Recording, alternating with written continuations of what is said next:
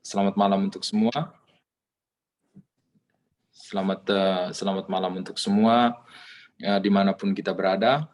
Kalau kami di Italia masih siang, sekarang jam 2. Baik sebelumnya kita sudah berdoa rosario bersama, terima kasih. Dan sekarang sebelum memasuki renungan, saya mengajak kita sekalian untuk membuka teks Injil Matius bab 7 ayat 24 sampai dengan 29. Namun paling pertama saya Romo Doni dari Keuskupan Maumere. Saya sangat bersyukur mendapat kesempatan ini untuk membagi sesuatu dengan Bapak Ibu sekalian. Mari kita mulai permenungan ini. Dalam nama Bapa dan Putra dan Roh Kudus. Amin. Tuhan bersamamu dan bersama rohmu. Inilah Injil Yesus Kristus menurut Matius. Dimuliakanlah Tuhan. Setiap orang yang mendengar perkataanku ini dan melakukannya, ia sama dengan orang yang bijaksana. Ia mendirikan rumahnya di atas batu. Kemudian turunlah hujan dan datanglah banjir. Lalu angin melanda rumah itu. Tetapi rumah itu tidak rubuh, sebab didirikan di atas batu. Tetapi setiap orang yang mendengarkan perkataanku ini dan tidak melakukannya, ia sama dengan orang yang bodoh, yang mendirikan rumahnya di atas pasir. Kemudian turunlah hujan dan datanglah banjir. Lalu angin melanda rumah itu, sehingga rubuhlah rumah itu dan hebatlah kerusakannya. Dan setelah Yesus mengakhiri perkataan ini, takjublah orang banyak itu yang mendengar pengajarannya. Sebab ia mengajar mereka sebagai orang yang berkuasa, tidak seperti ahli-ahli Taurat mereka. Demikianlah Injil Tuhan, terpujilah Kristus. Saudara-saudariku sekalian, permenungan kita ada 4 tahap. Yang pertama, teks kitab suci yang barusan kita dengar. Dan yang kedua, bagaimana ajakan Bapak Paus Fransiskus. Dan yang ketiga, ada tips sedikit yang saya singkat menjadi bupati, terbuka, berjumpa, dan berempati. Yang keempat, undangan untuk mendengarkan. Baik, kita mulai dari yang pertama tadi, kita sudah mendengar teks kitab suci. Yang menarik bagi saya dan untuk kita renungkan, bahwa dalam Injil Matius ini khususnya kalimat pertama, setiap orang yang mendengarkan perkataanku ini dan melakukannya, ia sama dengan orang yang bijaksana, yang mendirikan rumahnya di atas batu. Jadi di sini Tuhan Yesus menghendaki kita untuk bukan hanya mendengarkan, tetapi ada sebuah ajakan untuk melakukan. Jadi bahasa yang dipakai Yesus oleh apa yang orang sebut sebagai bahasa pragmatis, yang berisi ajakan untuk melakukan, yakni mendengarkan dan melakukan apa yang sudah dia dengar. Memang pada kesempatan ini masih ada hubungan dengan perumpamaan yang Yesus jelaskan tentang benih. Orang yang mendengarkan firman Tuhan seperti benih yang jatuh di tanah yang subur, di tanah yang berbatu-batu, tanah yang berduri, dan di pinggir jalan. Tapi saudara-saudariku sekalian, dalam Injil Matius ini, mendengarkan lebih pada suatu kesediaan untuk membuka diri. Untuk itu, sebagaimana yang Bapak Ibu lihat di slide presentasi, saya memberikan 2 gambar yang saya ambil dari internet, gambar ilustrasi, yang hanya mau mengatakan bahwa rumah yang kita bangun secara fisik tergantung di mana kita membangun rumah kita. Orang yang mendengarkan firman Tuhan membangun rumahnya di atas wadas, di atas batu. Dan orang yang tidak mendengarkan firman Tuhan membangun rumahnya di atas pasir. Rumah yang dibangun semuanya menjadi rumah. Itu yang menariknya. Dua-dua menjadi rumah. Tetapi apakah rumah itu bertahan? Itu yang menjadi ajakan Yesus pada hari ini. Kita membangun rumah bukan untuk dihancurkan oleh hujan, tetapi membangun rumah agar rumah itu tetap bertahan. Untuk itu, rumah bukan saja sebagai tempat tinggal, tetapi rumah itu dalam gereja sebagai suatu persekutuan umat beriman. Rumah itu sebagai suatu tempat di mana kita berkumpul bersama. Oleh karena itu selalu ada keinginan untuk pulang ke rumah. Artinya untuk kumpul bersama komunitas keluarga. Dari Injil Matius, distingsi perbedaan antara rumah yang dibangun di atas batu dan rumah yang dibangun di atas pasir, ini memberikan kepada kita perbedaan yang cukup mendalam.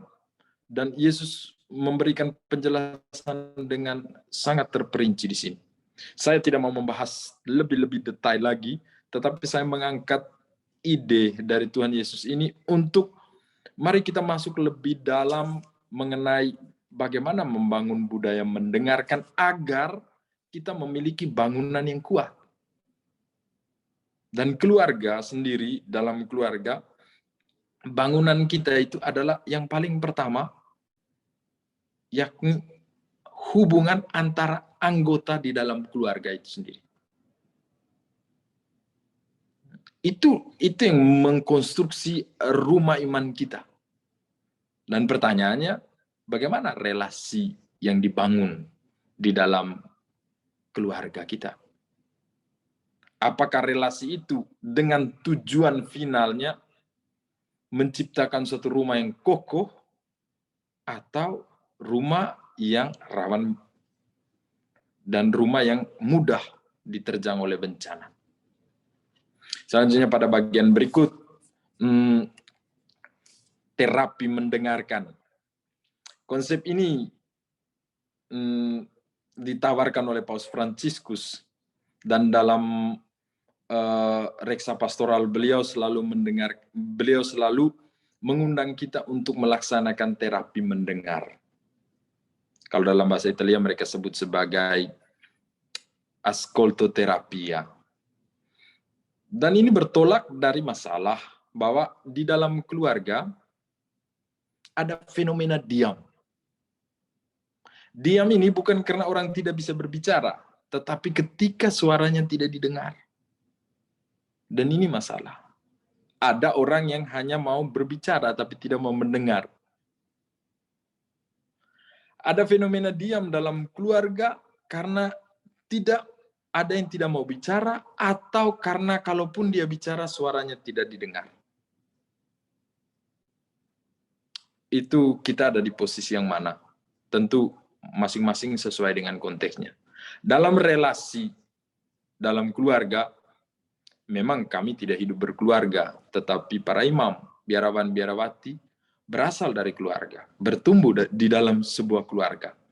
Dalam relasi suami istri, dalam relasi orang tua dan anak, anak dan anak, sebenarnya apa yang kita butuhkan?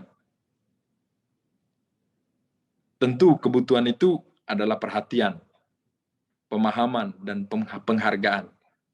Ini lebih pada kebutuhan psikologis. Tapi ini mempengaruhi semua. Dalam fenomena diam, tentu ada perhatian, tetapi tidak penuh. Ada pemahaman, tetapi menjurus kepada pembiaran. Ada juga penghargaan, tetapi tidak dalam bentuk yang tulus. Kita membutuhkan ini. Oleh karena itu Paus Fransiskus banyak berbicara tentang mendengarkan. Dan gereja lahir karena mendengarkan. Bayangkan Bunda Maria, Santa Perawan Maria, kalau dia tidak mendengarkan apa yang disampaikan oleh malaikat Tuhan, maka misteri keselamatan itu tentu sulit akan terlaksana. Demikian pun Santo Yosef. Dia mendengarkan dalam mimpinya.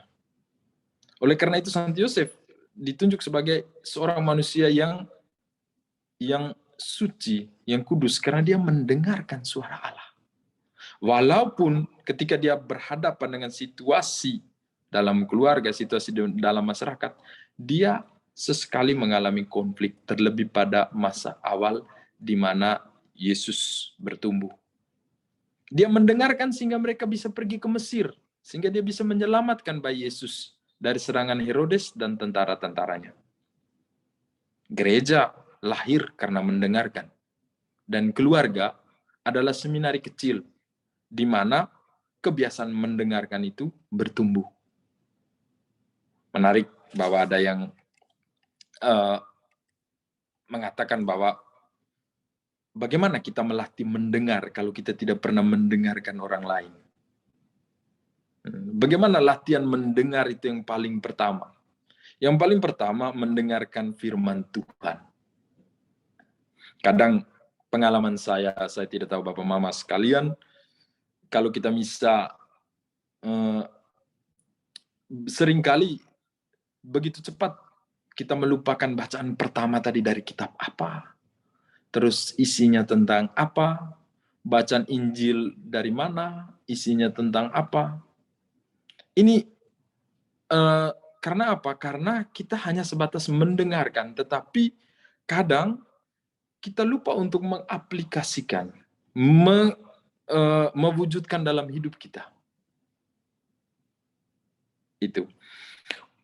Untuk mencapai suatu relasi yang sehat, untuk mencapai apa yang kita inginkan dalam keluarga kita, bertumbuh keluarga yang sehat, yang kuat, bukan hanya sebatas kuat secara finansial, kuat secara ekonomi, tetapi kuat juga secara relasi.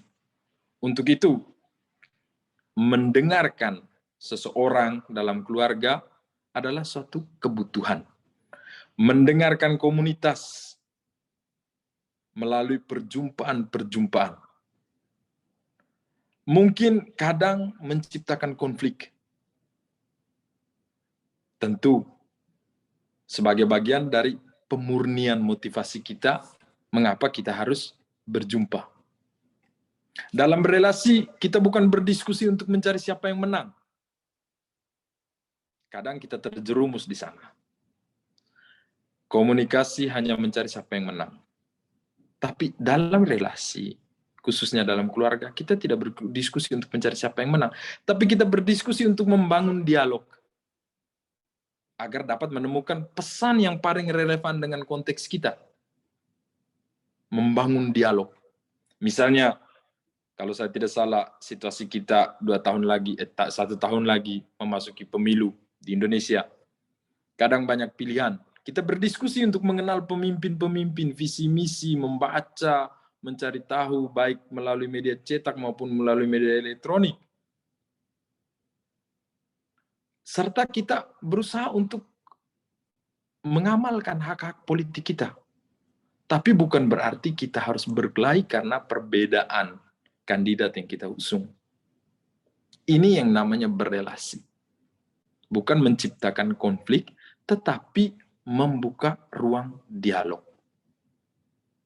Kadang orang tidak mau menciptakan dialog karena nanti ujung-ujungnya akan menimbulkan debat yang cukup hangat dan sampai pada titik tertentu muncul kekerasan.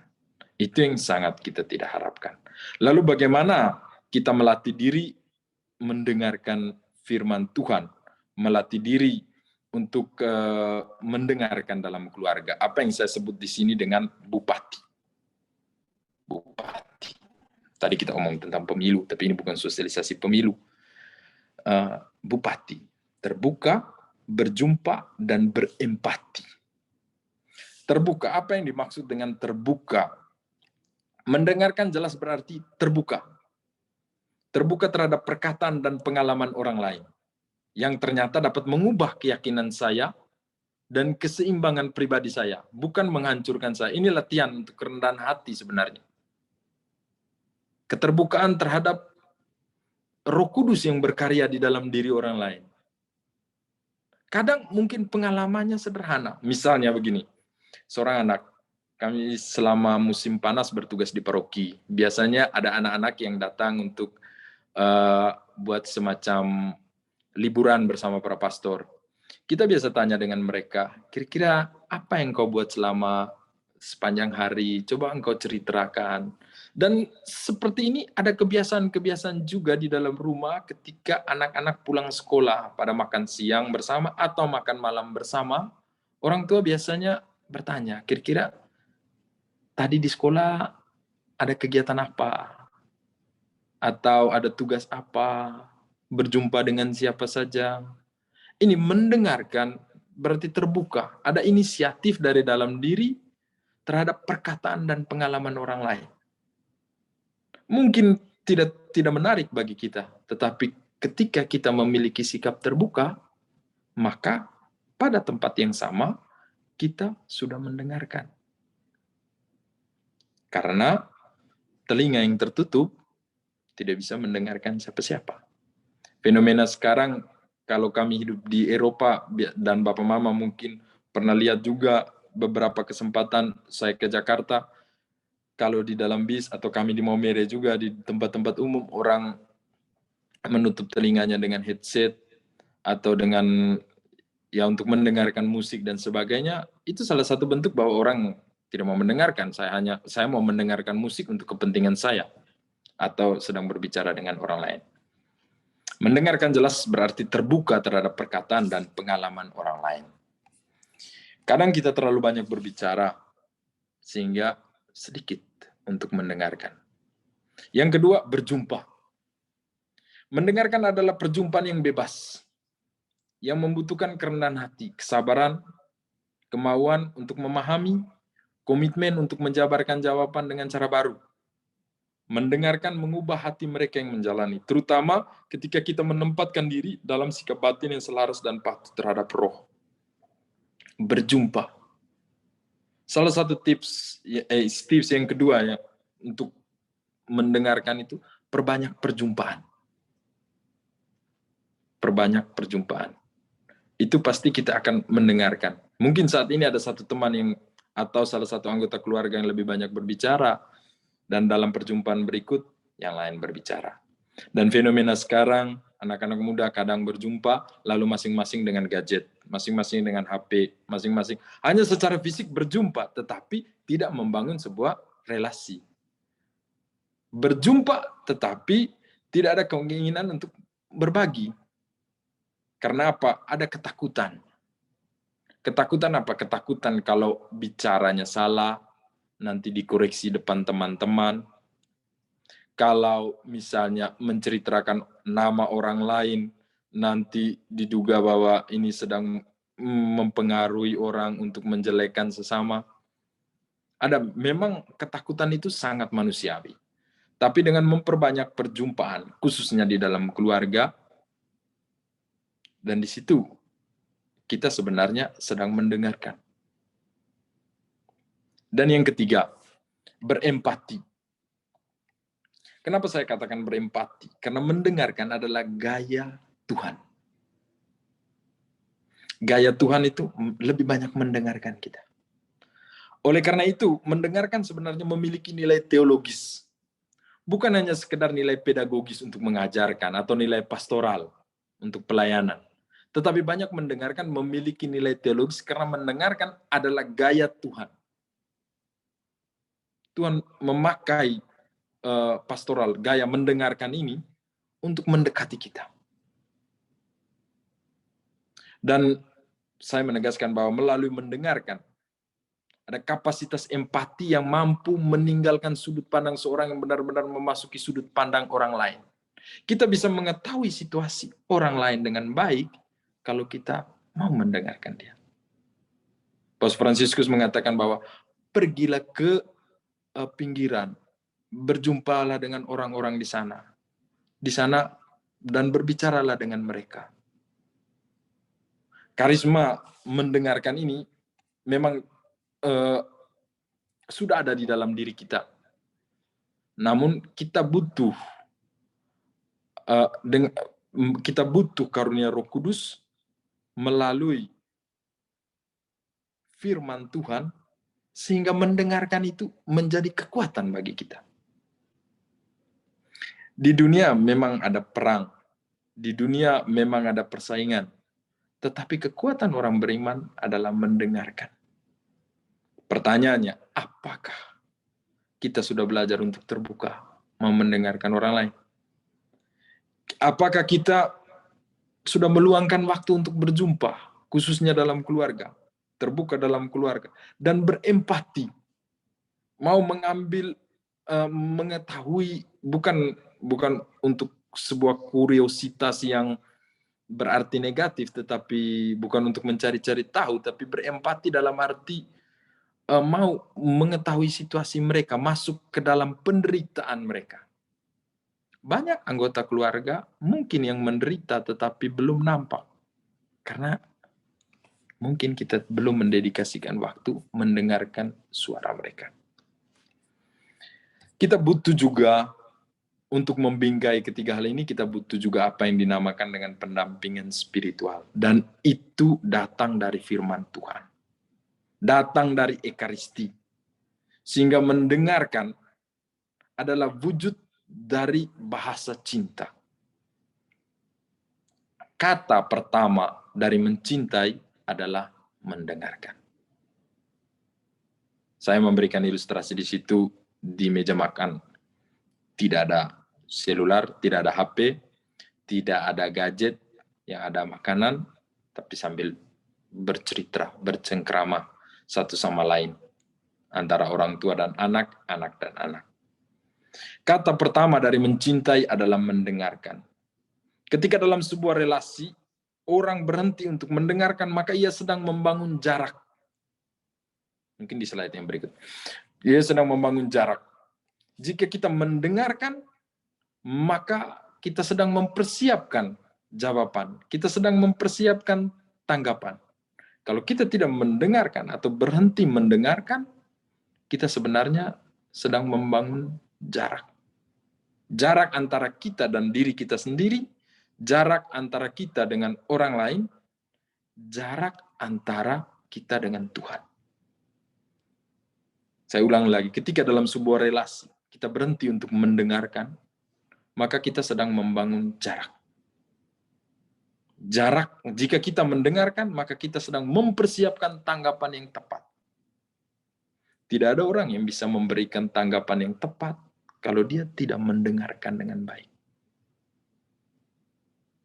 Dan saudara-saudariku, saya harap dengan tips tadi Bupati, terbuka, berjumpa, dan berempati, itu bisa mengajak kita membangun budaya mendengarkan. Saya tutup dengan satu kalimat, saya harap waktunya cocok. Mulut memang lebih besar dan telinga lebih kecil. Tetapi mulut hanya satu dan telinga ada dua atau berpasangan. Maka bukan soal mana yang lebih besar, tetapi mana yang seharusnya lebih dahulu digunakan. Mendengarkan, lalu berbicara. Tuhan Yesus memberkati kita sekalian, Bapa dan Putra dan Roh Kudus. Amin. Terima kasih Romo, renungan malam hari ini sungguh sangat menguatkan kami semua. Sedikit kesimpulan yang dapat saya catat, bahwa mendengar, Yesus mengajak kita untuk lebih dari sekedar mendengar, yaitu lebih dari lebih pada membuka diri kita bagi sesama.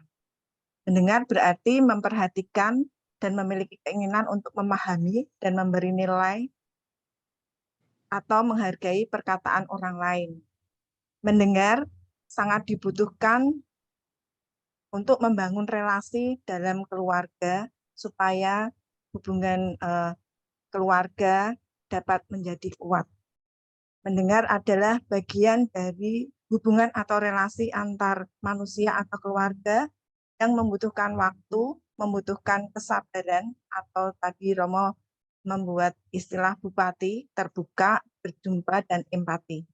Mendengar adalah gaya hidup, gaya dari Tuhan yang selalu mendengarkan kita dengan setia, dan dibutuhkan pendampingan spiritual, yaitu dengan membaca firman dan ekaristi.